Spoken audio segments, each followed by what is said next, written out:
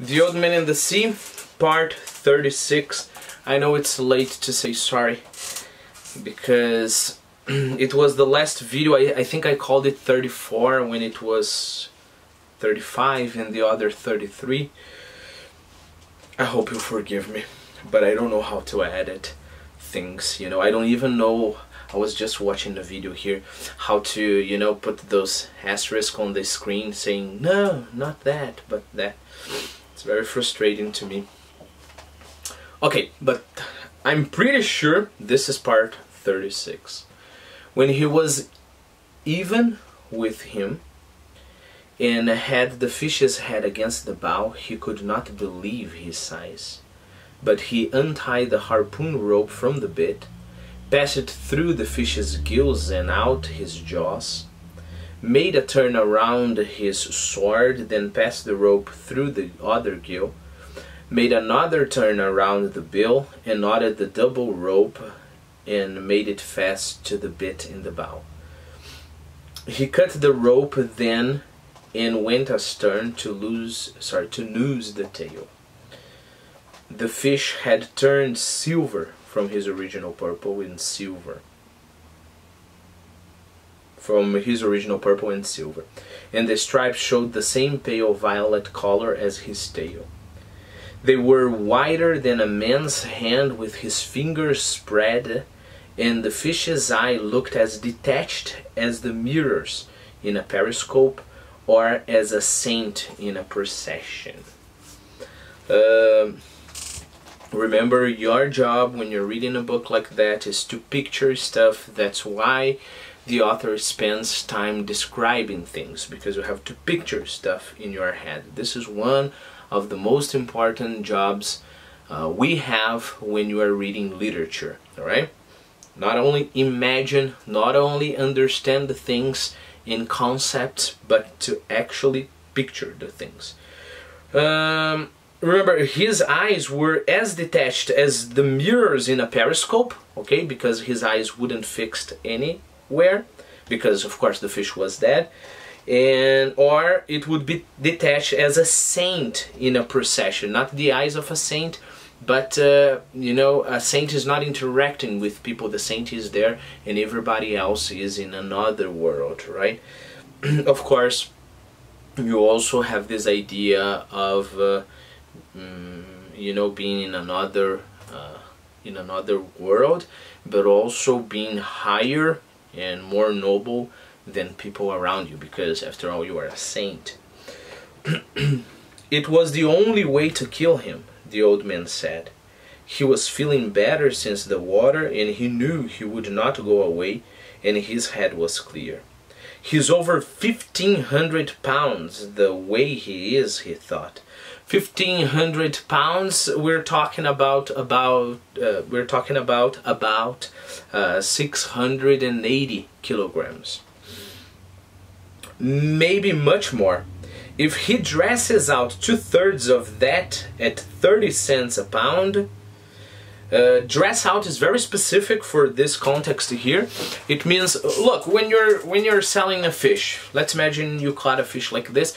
They're not going to pay you the price of the fish like this. First they have to clear and clean the fish, so there will be a part of the fish that they'll be able to sell, right? So this is dress out. I made the math. If he dresses out 2/3 of that at 30 cents, the old man would get $300. Remember, it's not so little, taking into account his position, but also taking into account that this story took place a long time ago, right? So 60s or something, like maybe before. I think before. Not when the book was published, but the story, look, the book was published in 52, so we could say that the story took place before that, right? So that's a big amount of money for the man, $300. I need a pencil for that, he said. My head is not that clear, but I think the great DiMaggio would be proud of me. I had no bone spur, but the hands and the back hurt truly. I wonder what a bone spur is, he thought. Maybe we have them without knowing of it. He made the fish fast to bow and stern, and to the middle thwart. Remember those planks that run across the boat and where you can sit, right? We call thwart. He was so big, it was like lashing a much bigger skiff alongside. He cut a piece of line and tied the fish's lower jaw against his bill, so his mouth would not open and they would sail as cleanly as possible. Then he stepped the mast. When you step the mast, you put the mast in the proper place there, in the vertical position, right? With the stick that was his gaff and with the boom rigged. Look, if you have a mast like this, okay, so you're going to step the mast. There is a part here, like something sticking out, that we call the boom. Imagine it a little bit bigger, right? Because the sail has to be attached to here and has to be attached to this kind of pole as well. Okay, all of that is kind of a technical language. Of course, it's not too much to remind you guys that Hemingway used to fish a lot. He loved fishing, he loved hunting, he loved bullfights and things like that, so he knew exactly what he was talking about, because probably he went through experiences with boats and all of that kind of equipment. Then he stepped the mast, and with the stick that was his gaff and with his boom rigged. Remember that the rigging of a boat is the system of ropes, okay? So if the boom was rigged, the boom was already prepared, you know, to receive the sail. His boom rigged, the patched sail drew. The boat began to move, and half lying in the stern, he sailed southwest. Sorry, I just wrote a definition for boom here just to give you an extra one, right? So what is a boom? Is a spar. Because of that, I wanted to read the definition. Spar, again, is a kind of a technical term to say poles, you know? So it's a bar extending usually from the mast to hold the foot, clew, or tack of a sail. And again, we're talking about a lot of very small details regarding that kind of equipment, right? What is my personal opinion on that? Look, I wouldn't, you know, try to study what is tack, the clew, foot, all these small details. I wouldn't go as far as that, because that was not important for our story, okay? So if you go there, go because you're curious. But knowing what is thwart, knowing what is boom, knowing how is it possible to step a mast, having this image that the boat wouldn't have any mast and probably the mast was laying around. Remember, the mast the old man carried to his house, right?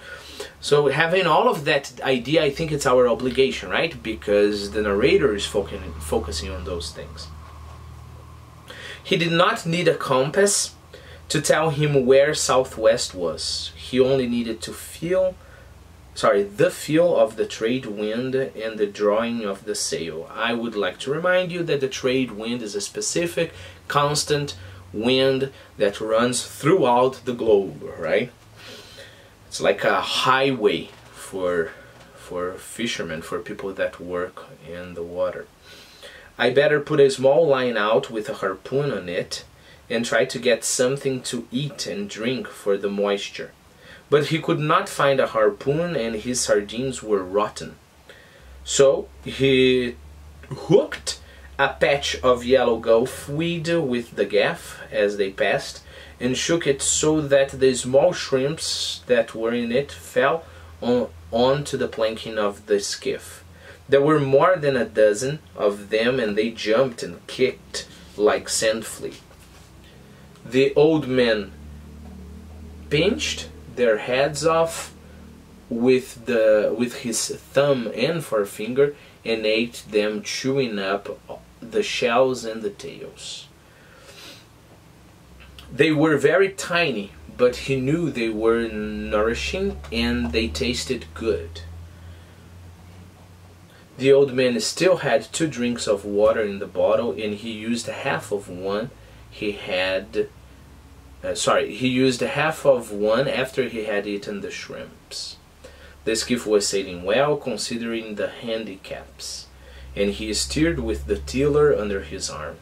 He could see the fish, and he had only to look at his hands to feel his back against the stern to know that this had truly happened and was not a dream. At one time, when he was feeling so badly towards the end, he had thought perhaps it was a dream. Then, when he had seen the fish come out of the water and hang motionless in the sky before it fell, he was sure there was some great strangeness, and he could not believe it. Then he could not see well, although now he saw as well as ever. Now he knew there was the fish, and his hands and back were no dream. The hands cure quickly, he thought.